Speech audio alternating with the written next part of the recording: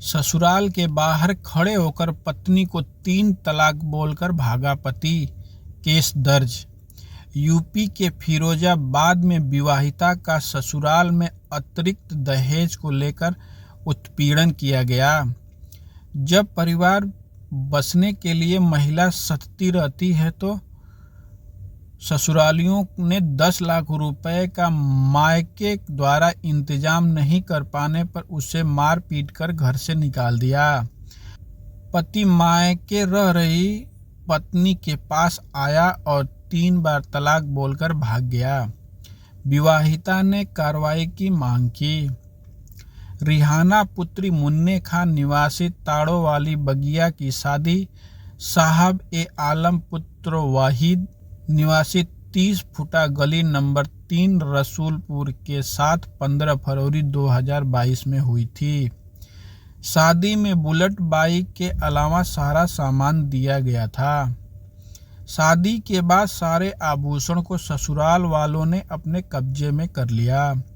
शादी के बाद पति और ससुरालियों के अतिरिक्त दहेज की मांग में 10 लाख रुपए की मांग शुरू कर दी। मांग पूरी नहीं होने पर विवाहिता और उनके मायके वालों को ताने दिए जाते थे। रिहाना का कहना है कि उसको लगातार ससुराल में प्रताड़ित किया जाने लगा। उसको भूखा रखा जाता, गाली गलौज की जाती थी। 1 मार्च 2024 को उसको मार पीट कर ससुरालियों ने घर से निकाल दिया। ससुरालियों ने धमकी दी कि अगर पुलिस में शिकायत करने गई तो जान से मार देंगे। इसके अलावा अतिरिक्त दहेज के 10 लाख रुपए लाने के दबाव बनाया।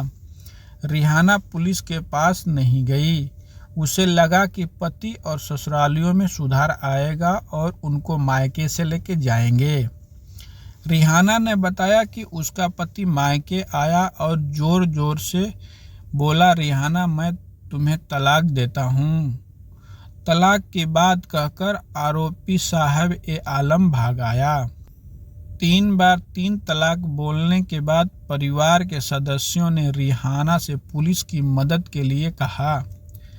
थाने आकर पति ए साहब आलम पुत्र वाली जेठ रजई नई, पहलवान रफीक, शफीक, सास मुन्नी, जेठानी सुलेखा, भतीजा कल्लू नूर आलम के खिलाफ मुकदमा दर्ज कराया गया है।